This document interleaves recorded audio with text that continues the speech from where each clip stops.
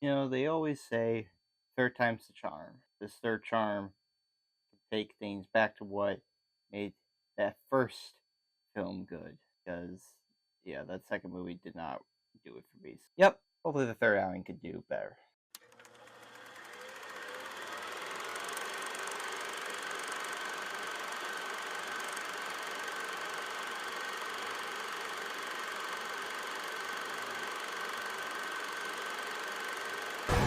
You'll never get what you want!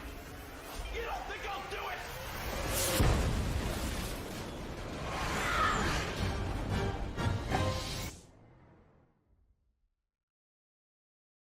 Mission Impossible 3 is directed by J.J. Abrams and written by Alex Kurtzman, Roberto, Orci, and J.J. Abrams. The film stars Tom Cruise, Philip Seymour Hoffman, Ving, Rhames, Billy Crudup, Michelle Monaghan, John Rhys Meyers, Keri Russell, Maggie Q, and Laurence Fishburne. According to IMDb's plot synopsis, IMF agent Ethan Hunt comes into conflict with a dangerous and sadistic arms dealer who threatens his life and his fiancée in response. Mission Impossible 2 was a letdown, and I was hoping that the next film would improve upon things and hopefully steer this series back to what made not only the first movie good, but really what the series is known for.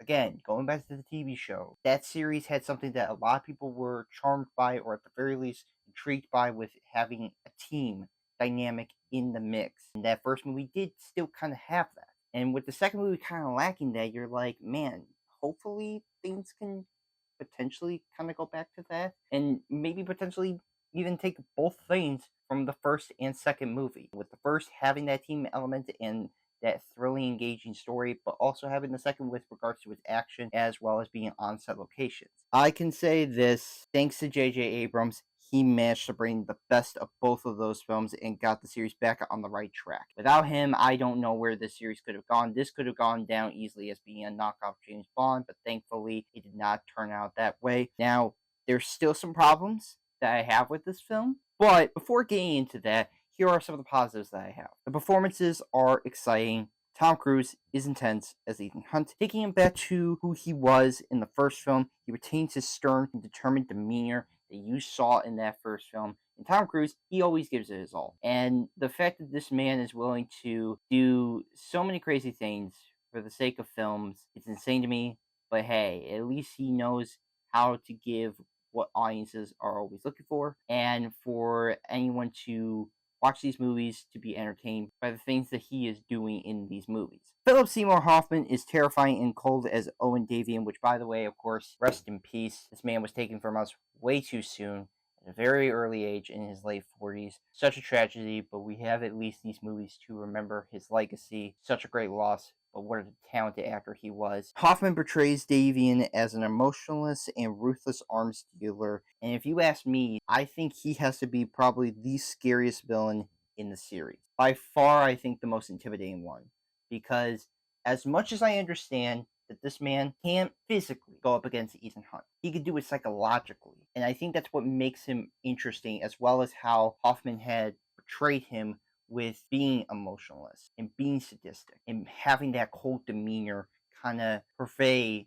what this character is supposed to be. Because this could have easily been just a throwaway villain, but Philip Seymour Hoffman, to his credit, he made this villain one heck of a terrifying foe to go up against. Ving Rhames continues to be fun as Luther Stickle. Rhames still brings the same energy and charm he always brings, and one which I am always delighted to see. Anytime Ving Rhames is in this series, I'm always happy. I'm never going to complain about this man. Both Cruise and Rhames still have great chemistry and make a great pairing together. I think with these two, they make up this entire series, as having a dynamic duo, at the very least, be at the forefront of this series. Not to say that the team aspect is not there. I'm just saying, these two, they are the highlights. They are the reasons why these films are as enjoyable if you didn't have a good chemistry with each other, and they have that. Michelle Monaghan is Keri and loving as Jules, Ethan's fiance. Monaghan plays Jules as kind but fearful of her fiance and what his real job is, because in this movie, Ethan now fallen in love, but she has no idea who he is.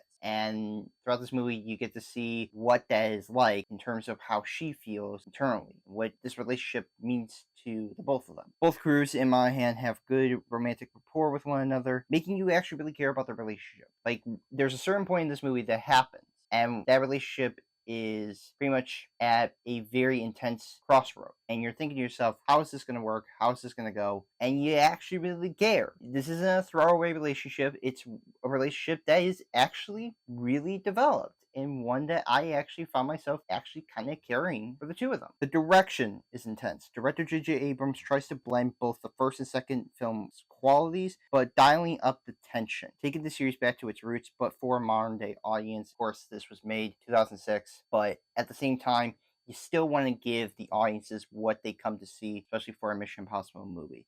And when you have a spy espionage thriller, I mean, you gotta amp up the tension. That's usually what happens with these movies. You gotta amp up the intensity as each series goes along. For this movie to really dial it up, it's pretty insane. It's pretty crazy to me to think that for a third movie, I think this is probably the most intense I've ever seen the series kind of reach, and it's really high compared to the other two, but really it's impressive to see how J.J. Abrams managed to pull that off and keep audiences still on the edge of their seats. The action is thrilling. Any action sequence feels suspenseful and tension filled when it goes down. Having some of the most memorable sequences in the series that you will ever see, you have the bridge sequence. It's pretty cool to see how camera work and all the stunt choreography and whatnot was all there, and how that tension builds up. It's really good. And then, of course, you have the swing from two buildings. I think that's pretty cool. I think that's pretty awesome, and especially since that was Tom Cruise actually swinging from another building. Pretty cool to see an action star like him managed to do that, but we will get to much more of the crazier stuff that he has done throughout this series. But still, it's amazing to see that even in a series that is very much old school, you can definitely count on Cruise and company to deliver on action that is as intense and as thrilling as it can be. The music is amazing. Composer Michael Giacchino blends the original score along with the rest of the score for a more heightened, intense feeling. As always, Giacchino always delivers. There's never a time that this man never has ever missed a beat. This guy is pretty much one of the best composers we got in film. And to see this man still bring that same level of energy and intensity, thrills with his music, it's amazing. The rest of the scoring is just incredible, and it's all thanks to him. The story is solid. Having Hunt and crew go after a ruthless and deadly arms dealer made for an engaging film, making this one of the more grounded films in the series compared to the other movies, even the future one. I still think that this is probably the most grounded we've ever seen a Mission Impossible be. I'm not saying that there isn't any sort of fantastical elements, but compared to the other movies, this is by far the one that makes you kind of think to yourself, man, I could buy this actually kind of happening in a way, or making you feel like it's all real in a sense of feeling grounded in that tone and nature. And I think they did a really good job of managing to capture what made the first movie work and the second movie. Like I said, bringing both elements of qualities of those movies together. The production is locked down. How the production crew, stunt team, and pyrotechnics show the level of hard work and dedication to this film, it's insane to me. Seeing the efforts being pulled off is an accomplishment in and of itself. Throughout this entire series, the production team just manages to always knock it out of the park. Regardless of the quality of the movie, I always praise the production team because some of these stunts and some of these setups are insane to me. Like I said, that whole swing from a different building, the fact that that is actually Tom Cruise actually doing that is already insane. But you go along with it, you have a very talented and hardworking crew making sure that delivers. And to see them really succeed in that regard, I mean, I will always praise most of the production crew throughout this series. You're going to probably hear me say that, but man, it's always awesome to see really talented men and women just put their effort in, and it shows on the big screen, or in this case, on your TV. The pacing and runtime is exceptional. Scenes just keep going, but in a pressing way that makes it good. It's not like one where you're not understanding what's going on or what's happening.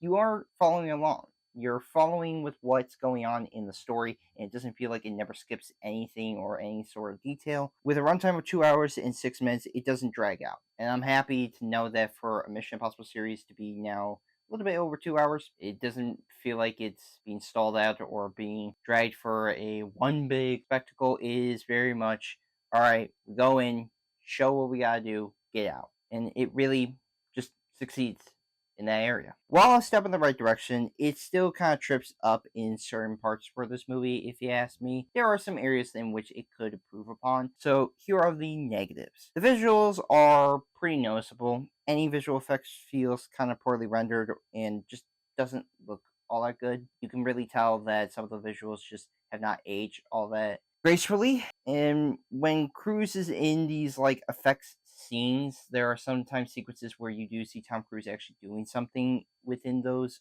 scenes that those action sequences are requiring. The green screen looks pretty terrible. It's very noticeable, and it's one that kind of makes you wish that they would actually have the action go down and actually have them do all these crazy things without having to feel like they need to use green screen. The editing is choppy. Every scene feels too rushed and chopped up in the editing bay. At times, the editing can just make the film kind of annoying. Sometimes, whenever an action sequences happen, almost feels like it's trying to be like cut, cut, cut, cut, cut, cut, cut, splice it all together. There you go. And it's weird because you have Tom Cruise. He can do all of this stuff, and yet you just kind of constantly are like trying to reduce the amount of action sequences that him and some of these other actors can do. It's not like it's physically impossible to do them, but it's almost like they're just reducing them half the time, and it was kind of getting a little tiresome. The cinematography is a mess. Cinematographer Dan Mendel at times can steady the camera, but most of the film can be very super shaky. It also can be hard to see what's happening at times.